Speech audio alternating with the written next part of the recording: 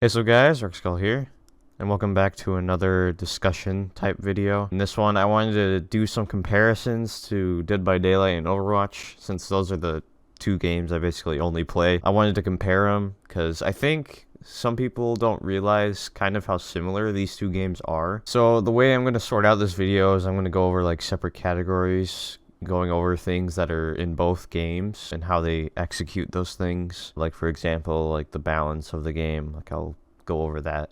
So the first thing we'll go over is graphics. Starting out with this, both games they both have amazing graphics. Just the visuals look amazing in both.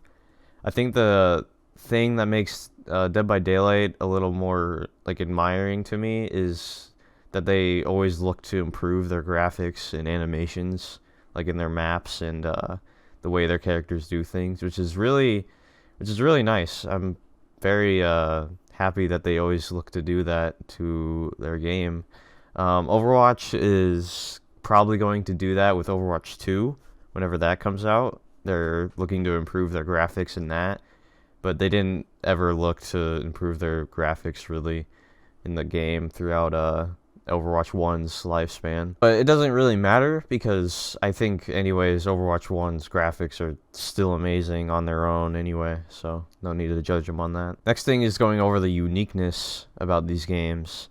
So another positive thing about these, they're both very unique to their characters. The playstyle of both games, however, isn't unique. With Overwatch having the classic 6v6 playstyle and Dead by Daylight having the classic like killer hunting down survivors type thing. Thing is, however, even though these aren't unique, they both execute it very well. But I would say Dead by Daylight executes it a little better because there's no games like it out there that have reached its level of popularity, except for maybe Friday the 13th, which is not as popular as a game now, but that's probably its only competition it ever had. However, Overwatch has to compete with other games that are like basically at its level, like Call of Duty, Valorant, and just like other FPS games. So it has more of a challenge. So the next thing I'm going to go over is the events that come out. So I think in the beginning of both of these games, the events were great because, you know, you didn't know what was coming next for the events. Yeah, you didn't know what to expect, which is really cool because they all had their unique things. Like for Overwatch, for example, it had its different game modes. And then in Dead by Daylight, they had its different like items that you could use and add-ons, which was really cool.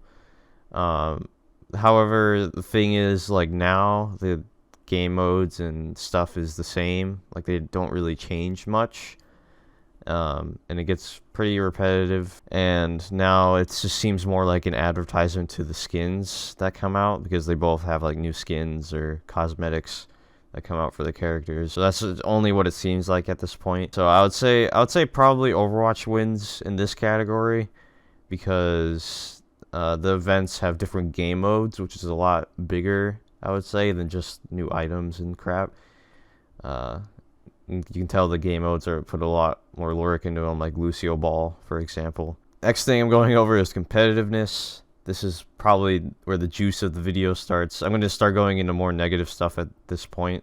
Starting off with Dead by Daylight, it doesn't have any different modes, so I think the main game is basically considered a competitive mode, and the matchmaking and ranking system in Dead by Daylight it's something. Luckily, the Dead by Daylight team said that they're probably going to fix this with the MMR system. They have tried it in the past, though, and it didn't go so well, so I am hoping that this new MMR system, when it comes out, is way better, but we will see. Otherwise, right now, it sucks. I was gonna say it straight up. It's really bad. Like, I'm ranked with people that, like, just started the game, and I'm like, you know, I'm a rank 1, which is the highest rank you can get in Dead by Daylight, so it's interesting. For Overwatch, I would say its matchmaking and ranking system is really good. Like, I'm ranked against people that are my rank, I would say. I know some people won't say that, but I think if they looked at their own gameplay, they would probably realize that, oh yeah, I probably do deserve the rank I'm in, because that happened to me when I was in gold and stuff. I was just like, yeah, I deserve to be in gold. But yeah, otherwise the Overwatch ranking system is pretty good. The competitive mode doesn't feel like a competitive mode. It feels like a quick play, but like longer and more toxic, and just with SR. That's kind of all it feels like. I'm hoping in Overwatch 2, they said that they probably will improve that, I think. But we will, that's another thing we will see in the future. Now, community and content creation. This is a category I think Dead by Daylight definitely wins, because the way that the game is sorted out, it seems like it's more for content creators, because the things with like perks and add-ons and items, there's just like so many different combinations and builds that you can do, which makes the game like really good and really good for content creation. For Overwatch, however, there's not too much creativity in that aspect.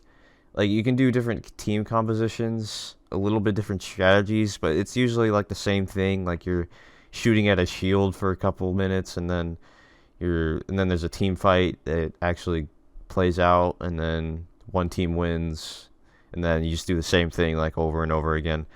So yeah, it's nothing too creative in that aspect. There's some things special you can do, like the May wall Symmetra teleporter thing, but getting those things to work is very, very difficult, because you have to actually have really good communication with a team, and I think we all know that the communication in Overwatch isn't usually that great unless you get very lucky with your teammates. Now, for new characters, Dead by Daylight's new characters are usually, I would say, better in a way, because Overwatch's new characters, don't get me started on like Brig, bro.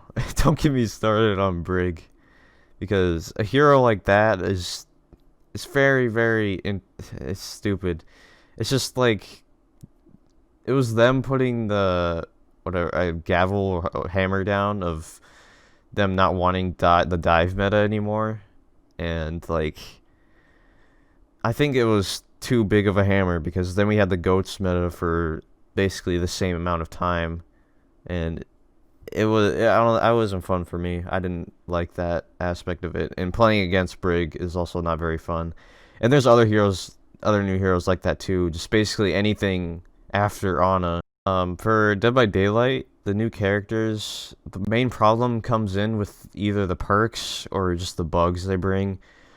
Like, geez, the twins, they had so many freaking bugs. Like, you'd get stuck in the ground just using Victor, and then you basically just lose the game because you couldn't use them. Like, stuff like that is so game breaking as well, which really makes that suck. But when they do execute it well, which is, I would say, most of the time, like the Blight, for example, I think he was decent. Yeah, he was a really fun character to play, and yeah, he was cool. But yeah, when it comes to like the perks, some of the perks can be really game breaking and show what killers or survivors may use like every game, unless they change it in some way. So the next thing I'm going to go over is the lore of each game. So I would say that for Overwatch, it's kind of all over the place. Like, there's no connection to how the main game is played. Like, you're just pushing payloads, sitting on the objective, but basically for no reason at all. Like, there's some things that hint on what you're doing at the map, but it's like very small things. Like, I know, for example, the King's Row one, I know there's like a Junkrat voice line where he talks about basically what you're doing when you're attacking. But like, those are very rare cases. Most of the time you're just sitting on an objective because you are. Like, there's no connection to that. Dead by Daylight, though, like, always has a connection. There's always some way that they are connected to how they got into that realm, and it also tells you why you're doing the things that you're doing, like doing generators and killing survivors or whatever you're doing. Like, it tells you why. Overwatch doesn't do that. So I think the story in Dead by Daylight is like 10 times better. But Overwatch 2 should probably fix those with the story mode that it's coming out. Now, for the last thing, freaking balance. Balance is seems very tough for both games on the way they do it. So they both have this like power creep type problem, where in Overwatch, like if you nerf a hero, then like this whole other composition becomes meta, and it really changes the game and how it's played, which can really suck because then you can't play your hero like at all in the meta, because if a team just picks something else against it, then you can't do anything. Like I main Junkrat, for example. If the other team picks like Pharah or Echo, then I'm forced to switch to hit scan. I can't do anything about it, which is really annoying, but it can also be kind of good because it can help you, like, it forces you to play other heroes and try out new things, but it sucks to be forced to do that. And then in Dead by Daylight, it kind of has the same problem with perks and add-ons. Like for Wraith, for example, his add-ons is, what are those called? The Windstorm ones, which make you go faster when you're invisible. It's just... It's basically required. If you don't have them, then you move like so slow. And then there's things like Decisive Strike on Survivor, which is almost like a required thing, or else you're gonna get tunneled and you're gonna die like instantly because the killer can do that. Those things should just be in the game, and you shouldn't be forced to run those things.